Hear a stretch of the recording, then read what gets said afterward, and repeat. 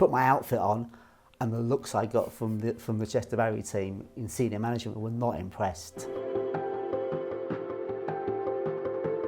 So I'm here today with Rakesh. We both use Instagram quite a bit for our respective businesses.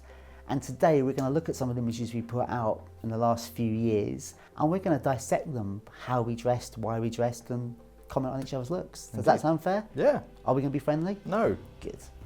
So this is my first look, and obviously Rakesh will remember it fondly because I wore it for our last day we filmed together. Yeah.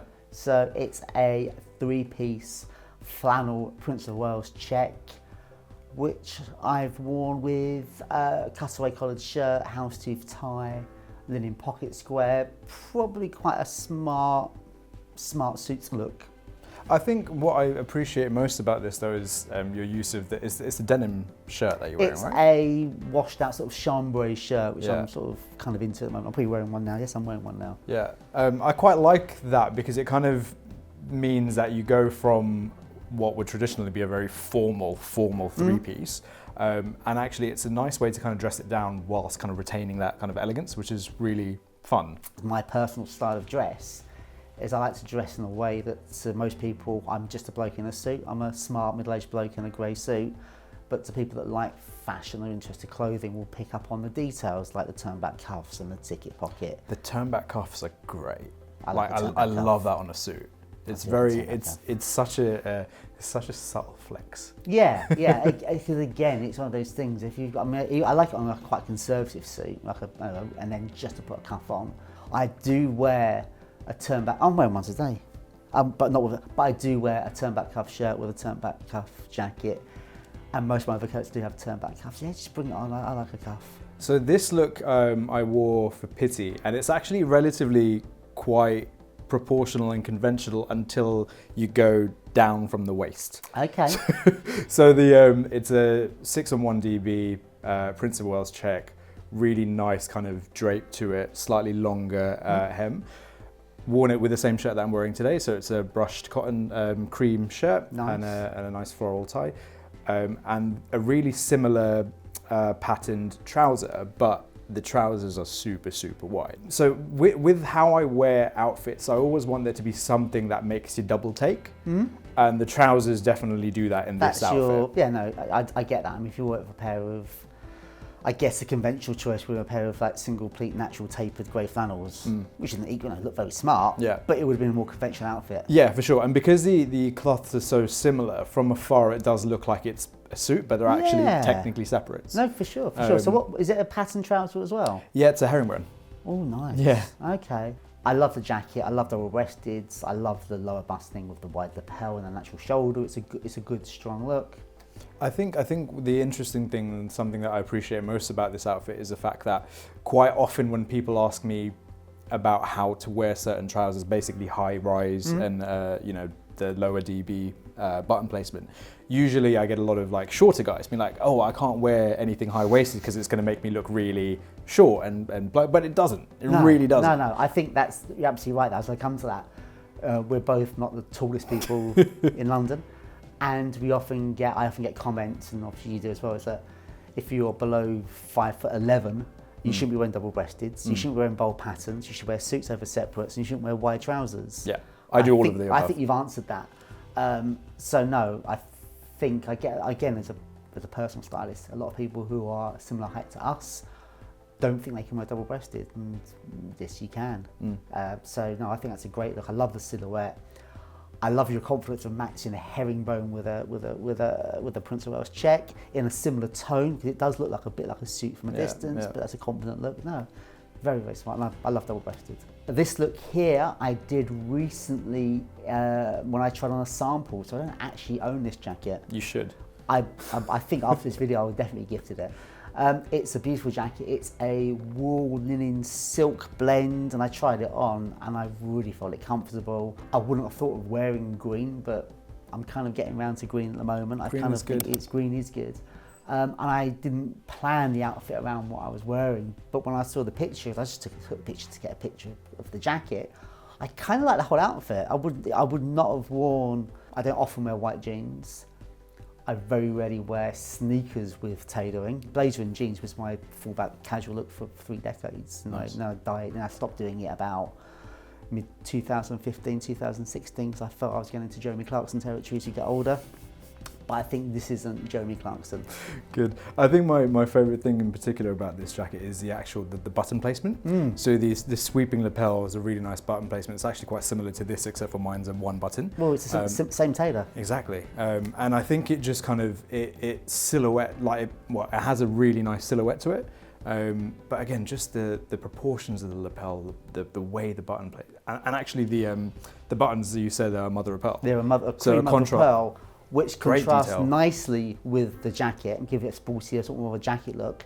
And also completely by chance, also matched my white jeans. Yeah, I was going to say it ties the whole a little thing bit in. kind of, it looks more considered. So this look is one I think from like 2017, 2018. Okay. And the whole thing centers around the tie. So the tie is it's a very rich green grenadine tie, but it's a 7-fold grenadine. So Wow. it's punchy, it's weighty. And actually my favorite thing about this type of green is that it works really well with charcoal. So the double-breasted jacket is a charcoal flannel. And then the overcoat is also charcoal flannel. The trousers aren't actually trousers. They're not black, trousers? They're black denim jeans. Oh, okay, that's cool. Which kind of blend into the black Scotch grain boots. But Nice. because the coat is so long, you can't really tell. No, it looks really smart. I love grenadine ties. I like a green tie as well. It's great. But the hat, tell me about the hat. Yeah, so it's a fur felt fedora. At that point, I was wearing hats quite a lot. Okay. Ideally, like mainly fedoras, occasionally trilbies, Homburgs, that kind of stuff. Kind of like touching the like 1920s era. Because this was around the time that I was actually just getting into tailoring. Okay. So my kind of onus was, referencing those kind of eras. If I see somebody with that well put together with jeans on, my immediate reaction is, he hasn't got some trousers. He's doing that for a reason, because obviously someone who's got access to 7-fold grenadine ties, handmade, isn't going to be, I can't afford trousers, unless you've really budgeted badly. So I picked this look. It's a favourite look of mine, but I also think it was quite a important style of dressing for me. This is from 10 years ago. This is 2014, and this is when I was the senior creative at Chester Barry, and we were working with Edward Sexton as our tailoring consultant, and the look at the time was very much 3-piece suits, strong shoulders, double-breasted waistcoats, high collars, collar bars, collar pins. It was quite a full-on modern dandy look. But I remember doing a fitting for a model with a navy t-shirt and a navy jacket, and I just thought, that looks really good. That looks really good.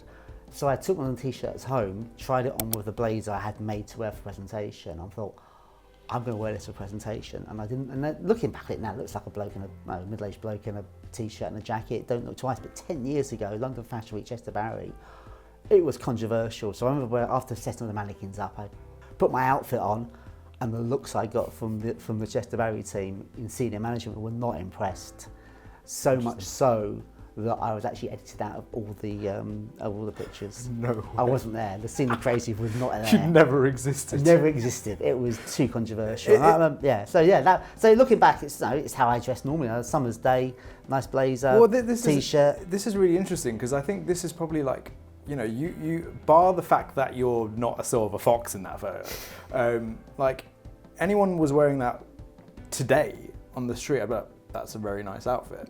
It's super, super contemporary. And actually to think that, this was taken 10 years ago is quite interesting, because actually it's very much, I think, defines what I think casual, kind of smart casual style is today. I could have, and I didn't, but I could have worn that to Pity last week, and that would have been. There's plenty of tonal seersucker out there, isn't there? Exactly. But what I really like about this is just the subtle pop of colour with the pocket square. Yes. Because otherwise it can look a bit too muted. But the way it's done, and the fact that it's not even necessarily just the colour of the pocket square, but it's a very simple fold as well. Yeah. It was again. Really well. I wasn't doing square folds in my Chester Barry days. It was all puff folds. It was all dimpled ties. So no, but it was a cotton hanky with the thing. I think the pop of colour kept it on brand. I didn't want to sort of look too like you're going to the pub. Or like a 90s ad agency sort of work, Or that sort of thing. So this is probably my favourite look. Of the set? Yeah, most like, and Okay. actually probably in general, like I was really pleased with myself when I put all of this together. Okay. So I wore it at Pitti again not too long ago. It's the definition of, you know, when you have clothes that you know fit you really well, and you put them on and you just know Yeah. you look good. Okay. Like textbook aura is what I'd say with this. So it's one of my favourite jackets. It's a 4-button DB black fresco. Nice. Paired it black with a yellow button down, Good. soft green tie, white cotton drill trousers, and a navy baseball cap. So what shoes are you wearing? So these are split toe derbies. Oh, nice. Yeah, really Okay. lovely. I think. So probably the most casual element there is the baseball cap. Yeah, for sure. And also, it's what I really like about this is that it's a black jacket, but the accessories, so the shoes and the bag are both brown. Nice.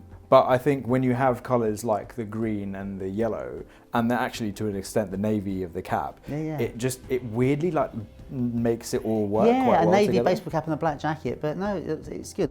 And this is probably my favourite look of my 5. It was to a drinks party on Savile Row, and I think the dress code was something like cocktail.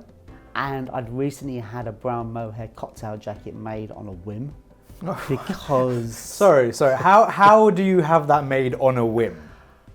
I just fancied a cocktail jacket. I've got 3 or 4 dinner suits, plus I've got white tie, a couple of smoking jackets. But I just had this idea of a brown mohair cocktail jacket. I don't know what I was thinking to go with. I don't know why, but I just fancied one. And then I thought, okay, this seems like the perfect opportunity to wear it. So I did the whole Reiki-inspired cream trousers, black jacket, sort of the reverse tuxedo look, which I really like.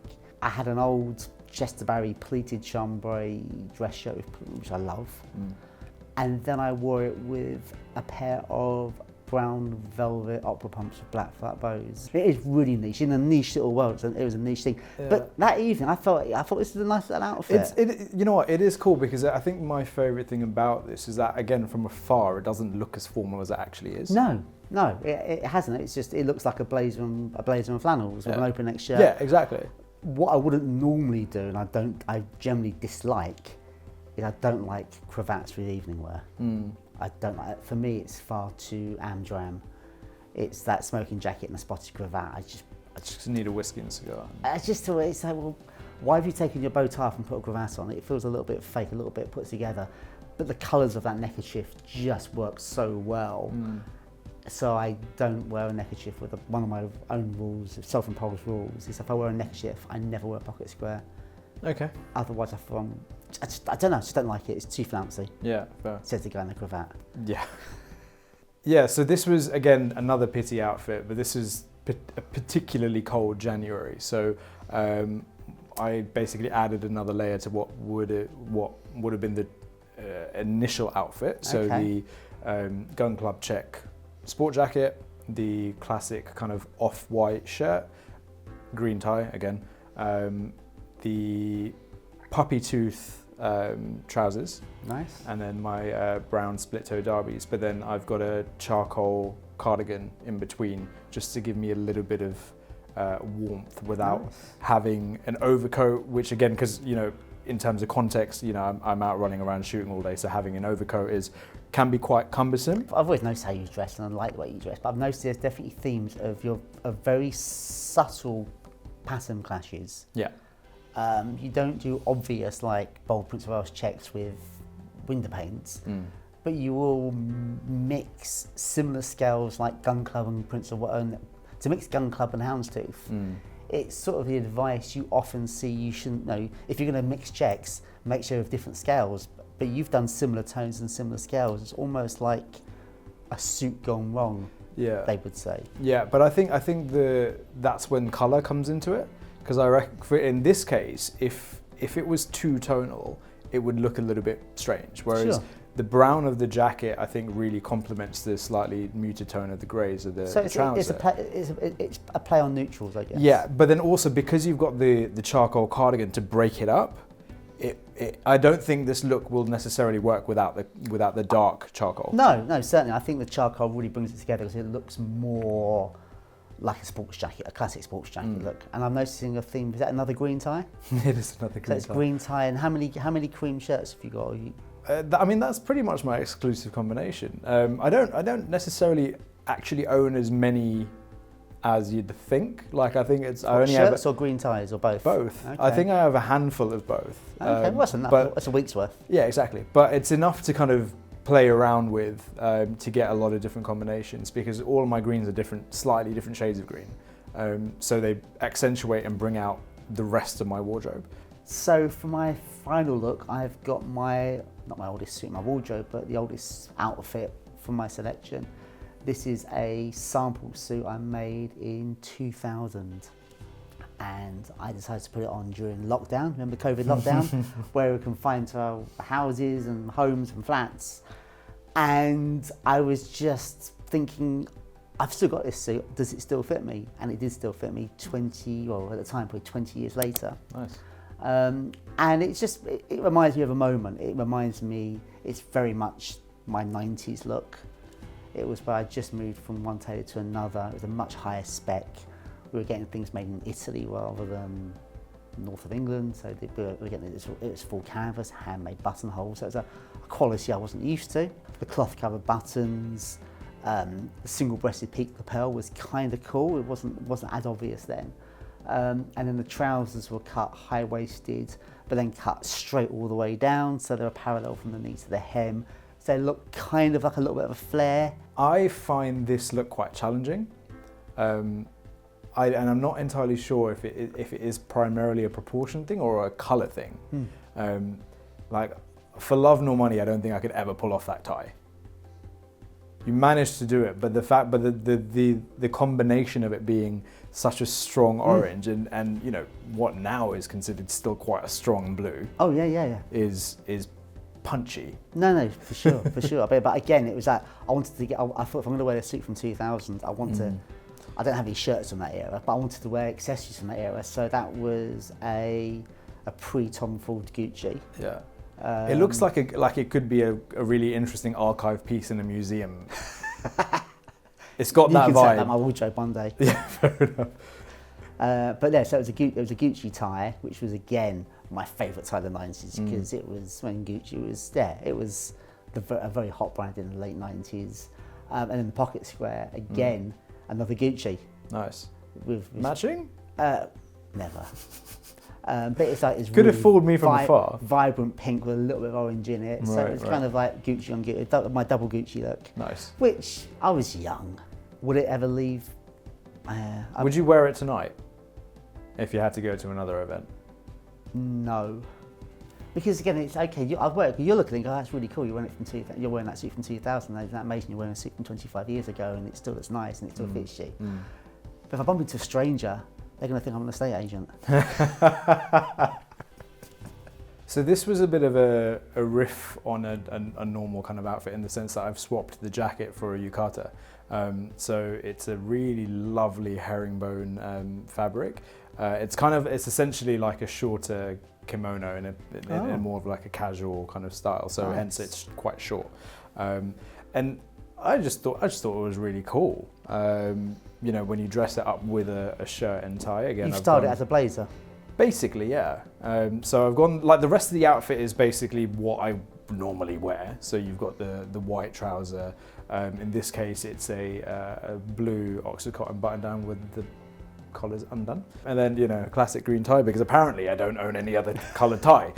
Well, I certainly found that inspirational. It was lovely to talk through your looks because I'm aware of how you dress. I've always been an admirer of it, but just get some thoughts behind it.